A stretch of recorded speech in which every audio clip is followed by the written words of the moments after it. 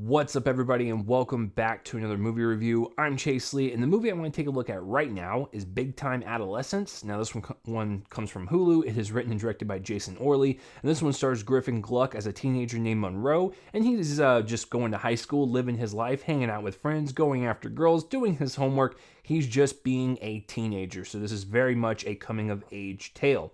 The difference with this coming-of-age tale that I've actually really never seen before is that Monroe hangs out with this guy who is a college dropout, doesn't really have any direction in his life, and smokes pot all day, played by Pete Davidson, and his name is Zeke.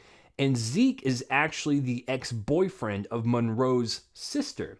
So when his sister and Zeke were dating, that's when Zeke and Monroe really had that kind of tight-knit friendship. And even though the relationship between Zeke and Monroe's sister is no more, they still hang out with one another, and maybe Monroe's parents are a little hesitant of him doing that because Zeke is kind of a wild card, and his parents aren't really sure if he should be learning life lessons from a college dropout and someone who doesn't really have any motivation to do anything. So, I was excited for this. I love a good coming-of-age tale. It's the type of genre I think everyone, no matter your background, can, latch onto something while watching these movies. They can be like, wow, I experienced the stressful situations that these characters go through, these zany situations, or, the anxiety-inducing situations. Everyone can find something relatable within this genre, and that's what makes it so special. It just kind of speaks to everybody and just growing up and, figuring out this messy thing that we call life.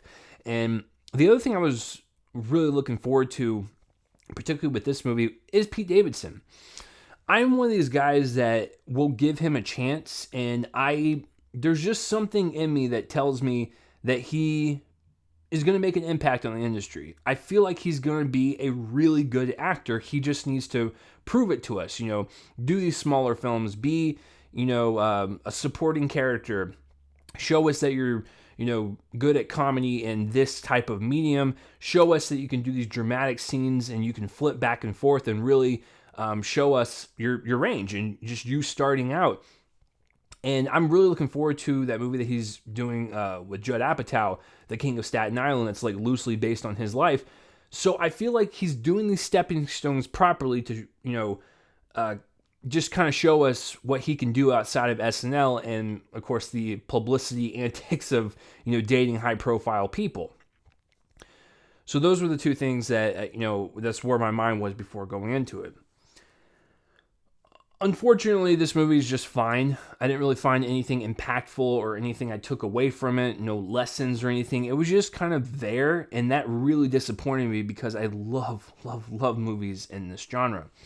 So I think what Jason Orley was doing with this particular story, I've never seen it before, and I will give him props for that, for making this one slightly different than other coming-of-age tales that we've seen. Like, I've never seen a main character have a best friend of their siblings' ex, their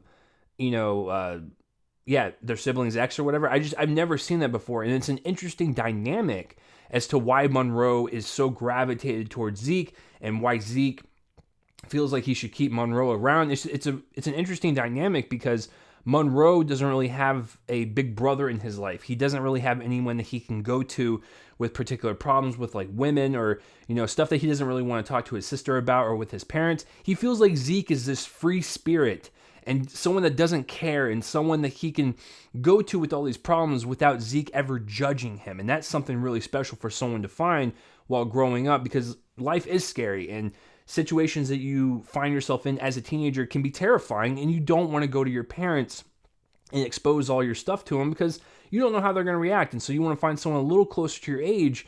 And so even though Zeke doesn't really have any ambitions in life and he's just kind of aloof and just there, Monroe finds that he is helpful towards him. And I found that to be really touching on that note. And then, of course, with Zeke, he doesn't really have anyone to keep him, like, centered or youthful, or he's just kind of there. And I feel like he latches on to Monroe because he finds him cool. He wants to kind of like teach him about, life lessons, and just whatever Monroe wants, he'll be there to support him. And that's also very crucial for this relationship.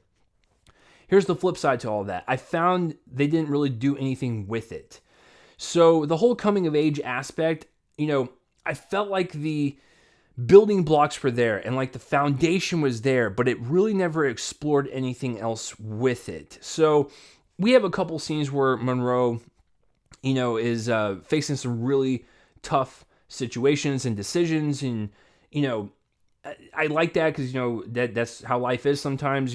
Zeke has one moment at the end of the movie, well, a couple of moments, but the main one for his character is him, finally shaping up and trying to do something about his life and have some meaning to it, and that's fine.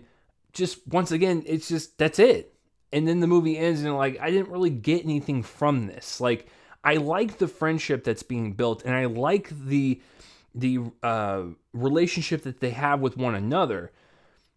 But that's it. And that's as far as it went for me. I didn't really find anything that spoke to me or anything that was impactful emotionally.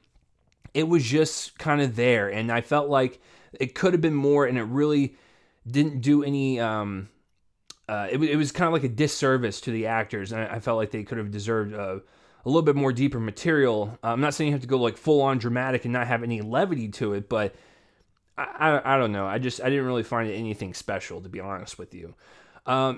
So the coming of age stuff is fine. It's, there's some stuff there, but it doesn't really go anywhere. The comedy, on the other hand, I felt like this was where they faulted the most, because they really kind of hammered in on the kind of improv, like, quick-witted comedy in this film, which is fine. Like, I expected that going in, but they concentrated on the comedy so much that they kind of left the other stuff in the back seat, and the comedy wasn't even that funny. And I felt like everyone was they were trying to make it as kind of like off the cuff and loose with their delivery and stuff. I just didn't find most of it funny. And this is coming from a guy who loves raunchy comedies.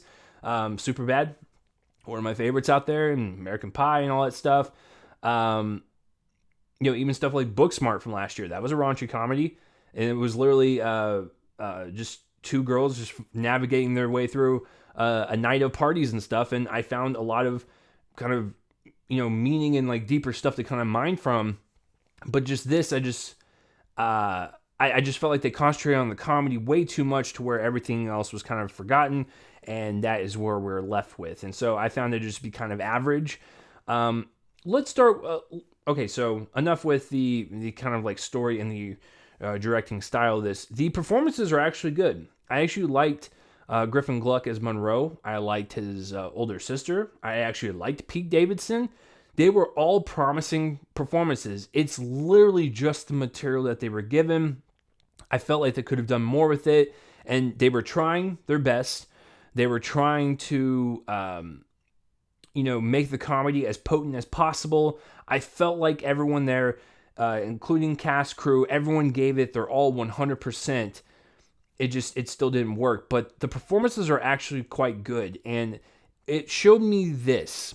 Pete Davidson has potential, and it shows me that he's not just, I'm sure some people will find him annoying and be like, why? He's just not funny, like he's annoying, please get him off the screen. If you can balance him out and you can kind of like hone in on what he's good at and what he can work on and keep it in this like tight little bubble and not have him just be like wild everywhere, he's really effective. And he's effective in this as well. And so I'll give him props on that. And I'm excited to see the movie that he has with Judd Apatow. So there you go. And everything else was kind of average in my opinion. It was shot okay, I guess. There's really nothing creative about the editing or the music. It's just kind of there. And maybe going on to streaming was appropriate, because it did feel like a streaming movie. It didn't really feel like this big theatrical experience for me. Watching it at home was just enough for me, but but not enough to where I would classify this as one of the greats in this genre. So I'm going to give Big Time Adolescence a C.